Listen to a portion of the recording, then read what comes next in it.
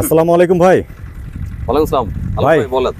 এই আসলাম এই নিজের ব্যক্তিগত কাজে, তারপরে ওখান থেকে মন চাইলো যে হাসান ভাইয়ের সাথে একটু দেখা করি, তাই এখানে আসলে আপনার সাথে দেখা না করলে অপূর্ণতা থেকে যায়, তাই এখন আসলাম দেখা করার জন্য।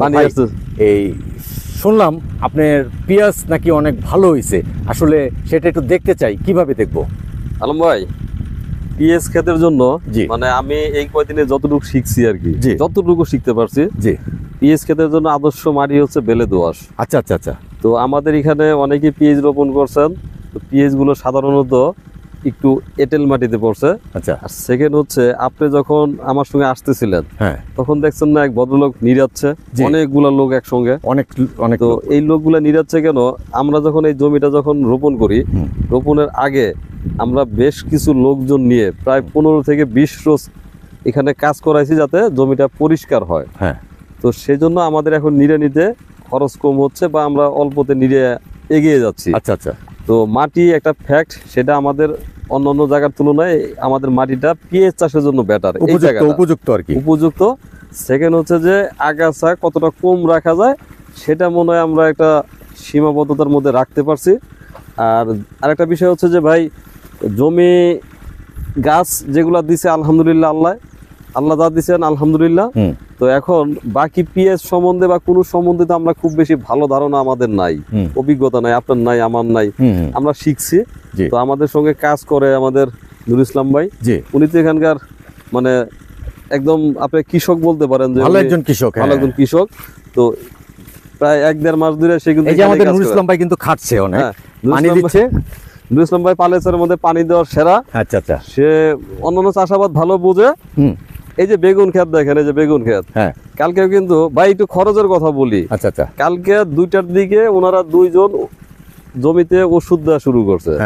এখানে 1 বিঘার মতো বেগুন ক্ষেত, ফুলকপি ক্ষেত, আর হচ্ছে আপনার ওই যে ভুট্টা, এই দিয়ে তাদের কিন্তু মোটামুটি 5 থেকে 6 ঘন্টা গেছে 10 ট্যাঙ্কি ওষুধ প্রয়োগ করতে। 10 ট্যাঙ্কি? হ্যাঁ, এই ছত্রাকনাশক বা কীটনাশক এগুলো দিতে। আচ্ছা আচ্ছা। তো এই যে সময়, শ্রম, আবার এই ওষুধের কিন্তু দামও অনেক। এই যে আপনাকে যে ওষুধগুলো লিখে দিছে আমাদের ছাদ, এই ওষুধগুলো কিন্তু বেশ দামি, 2-3 প্রকারের ওষুধ, বুঝছেন?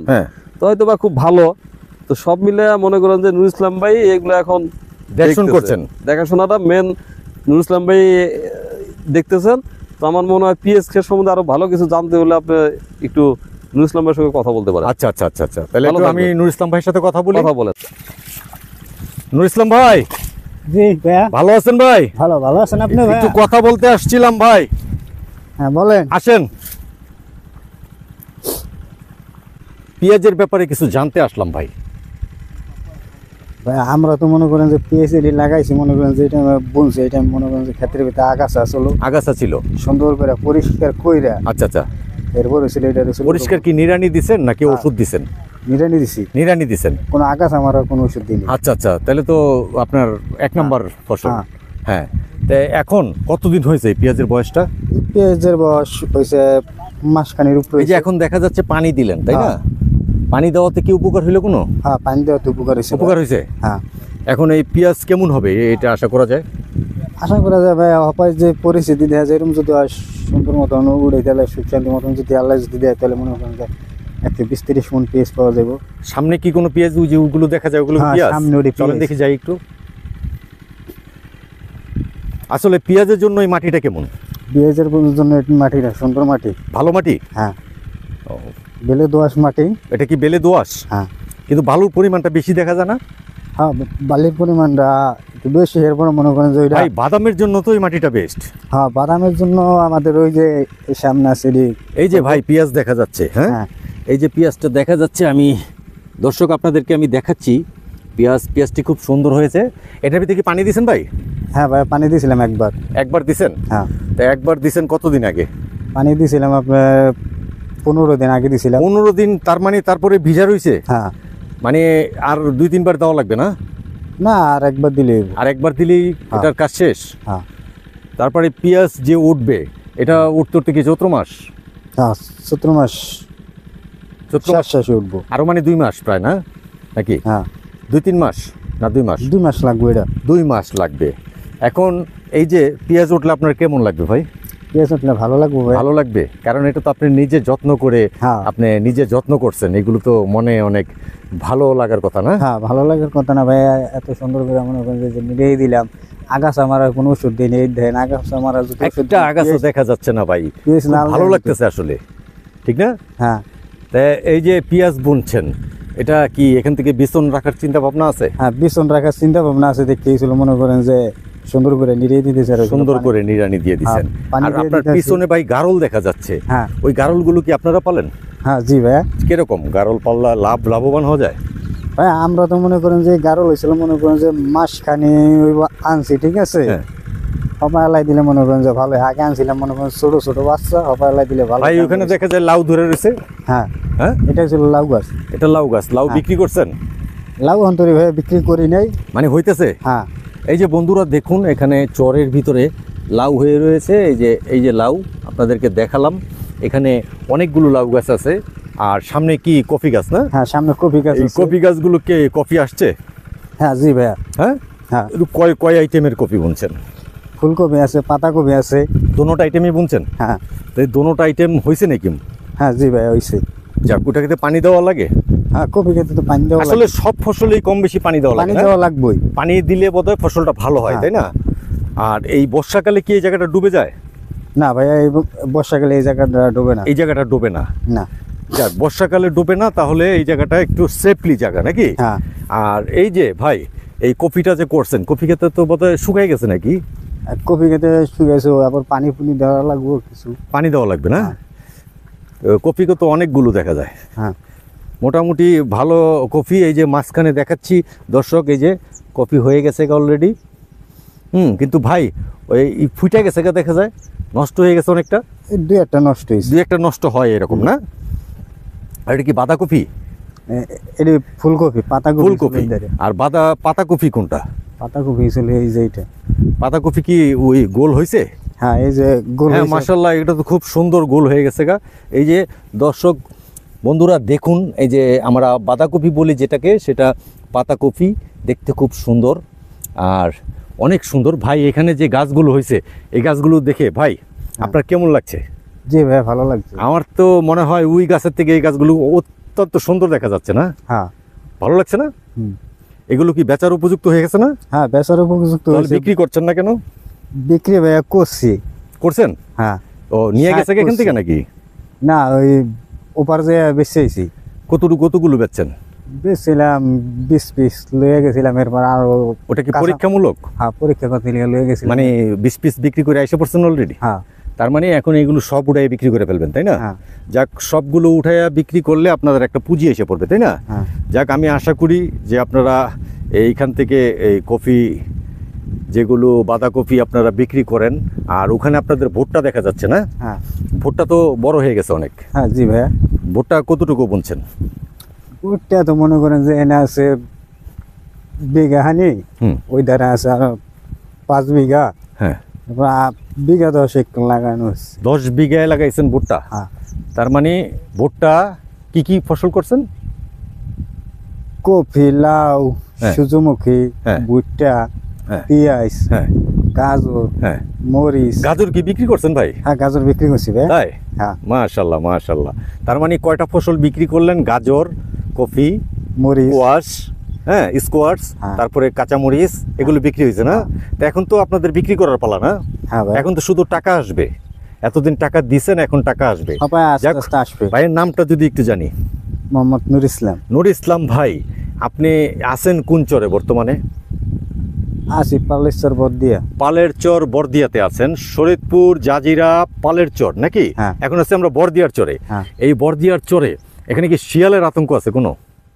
রাইতে দুই একটু শিয়ালে ডাকি ভাই। ওটা দু একটু ডাকে, তাই না? আচ্ছা যাক, দু একটু ডাকে, সেটার জন্য কোনো সমস্যা নেই। আর এই ভালো থাকেন নুর ইসলাম ভাই, সুস্থ থাকেন, এই বলে আজ শেষ করছি। আসসালামু আলাইকুম। ওয়ালাইকুম আসসালাম। না না,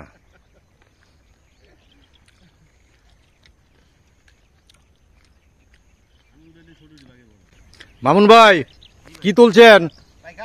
গাজর কেমন হয়েছে? গাজর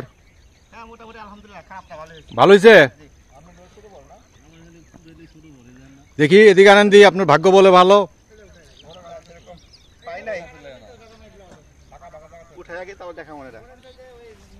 উঠাইতেছেন? হ্যাঁ জি এটা কি গাজর? জি বাহ, সুন্দর হয়েছে গাজর। হ্যাঁ বন্ধুরা, এই যে দেখেন আমাদের মামুন ভাই গাজর তুলেছে, কারণ গাজর এখানে রোপণ করা হয়েছে বিদায় গাজর হয়েছে, ঠিক না? জি জি গাজর বিক্রি করছেন নাকি? জি বিক্রি করছে, কতটুকু বিক্রি করছেন?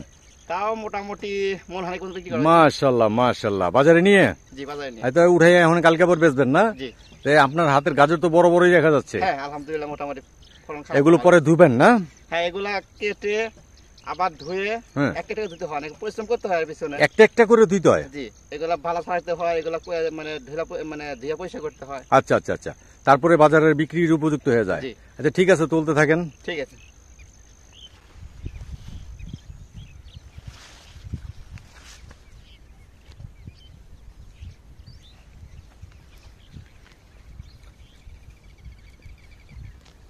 বন্ধুরা, আমাদের হাসান ভাই গাজর তুলছেন। এখন দেখব যে হাসান ভাই কি গাজর তোলে, নাকি বটি নিয়ে বসে আছেন হাসান ভাই? হাসান ভাই কি বটি নিয়ে বসে আছেন?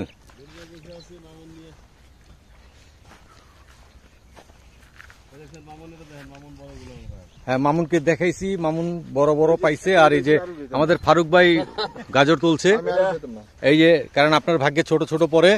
আর হাসান ভাই কি কাটছেন না? হ্যাঁ কাটবো। এই যে কেটে এইভাবে রাখতে হয়, পরিষ্কার করতে হয়। ভাই পরিষ্কার করতে অনেক কষ্ট এগুলো। আমি তো দিনে ছিলাম না, জি এদিনকে আমি উঠাই দিয়ে গেছি, কেটে দিয়ে গেছি। হ্যাঁ, কিন্তু ওরা পরিষ্কার করছে রাত 11:30 বাজায় ফেলছে। অনেক রাত রয়েছে না? রয়েছে।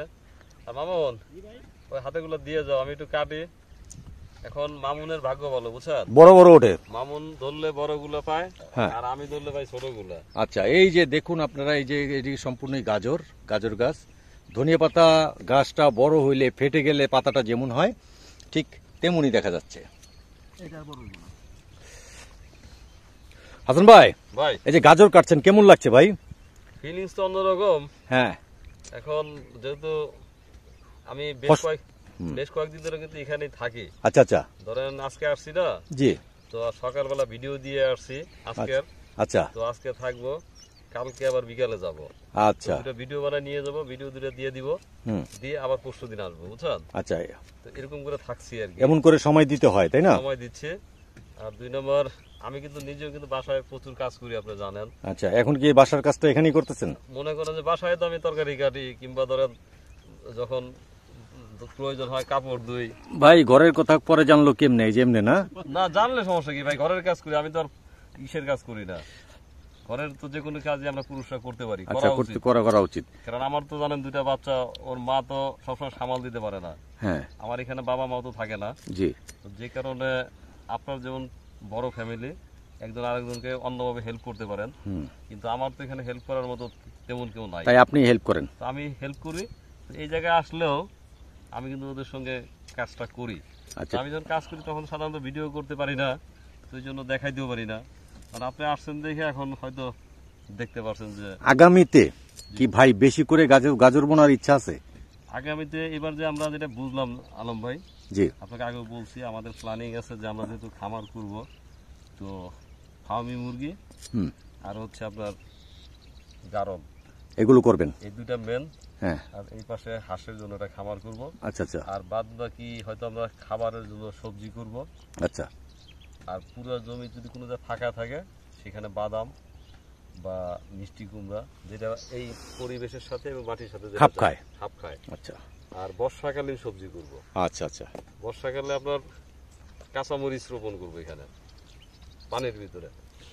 জামাল ভাই, ভাই এই যে হাসান ভাই যে এই গাজর করছে, হ্যাঁ ভাই কেমন লাগছে আপনার কাছে? আলহামদুলিল্লাহ ভাই। গাজর বিক্রি করে ফেলছে হাসান ভাই, কারণ নিজের ফসল বিক্রি করতে পারছে। হ্যাঁ এটা তো এখন একটা অন্যরকম ফিলিংস। অন্যরকম ফিলিংস। আপনার কেমন ফিলিংস? হ্যাঁ ভাই আলহামদুলিল্লাহ ভালোই। ভালো লাগছে? আপনি তো এবার গাজর করেন নাই? না ভাই আমি গাজর করিনি, কিন্তু এই গাজর করার থেকে তো আমরা এখানেই, জি শুরু থেকেই তো আমরা এখানে আছি। এখানেই আছেন। হ্যাঁ আমি তো এক্সট্রা প্রজেক্ট করিনি, আমি হাসান ভাইয়ের সাথেই পানির সময় কোথায় চলে যাবেন? পানির সময় আমরা তো এখানেই থাকবো। তাই? হ্যাঁ আচ্ছা, অনেকে ফোন করে ভাই হ্যাঁ। বলে যে জামাল ভাইয়ের নাম্বারটা দেন, জামাল ভাই আমাদেরকে জমি নিয়ে দিবে। ভাই আপনি কি আসলে জমি নিয়ে দিতে পারেন সবাই রে? ভাই আমি খুব বেশি আকারে পারি না, তবে সামান্য কিছু করে অনেকে হয়তো দিই। 400 বিঘা জমি নেওয়ার কথা ছিল ভাই আমাদের 300 বিঘার একটা আমি ভাইয়ের ভিডিওতে বলেছি, তবে আমি এখানে যে জায়গাগুলো দেখেছি এই জায়গাগুলো আপনার হলো শুধুই বালি, হুম। এই কারণের জন্য এদিকটা হয়নি। তবে আমি ওই দিকে একটু জায়গা দেখেছি, ওখানে হয়তো 300-400 বিঘা জমি হবে না, কিন্তু ওখানে কিন্তু আপনার হলো মাটির পরিমাণটা একটু, তো আমি অবশ্যই রাখবো। আমি রাখার সিদ্ধান্ত নিয়েই আসছি, এই উদ্দেশ্যে আসছি। আমি রাজশাহীতে আমি যখনই যাই তখনই আমার ধরেন 10-15 দিন থাকা লাগে। তো আমি হয়তো এর থেকেও হয়তো ভালো কিছু করার আমার উদ্দেশ্য আছে। এখন দেখি কতদূর কি করতে পারি। ঠিক আছে, আপনি ভালো থাকেন, সুস্থ থাকেন, আর সবাই উপকার করতে না পারেন, ক্ষতি করেন, তাতে না ভাই, ক্ষতি করার সিদ্ধান্ত তো কখনোই নিইনি। হয়তো দেখা গেল যে চেষ্টা করি মানুষের ভালো কিছু করার।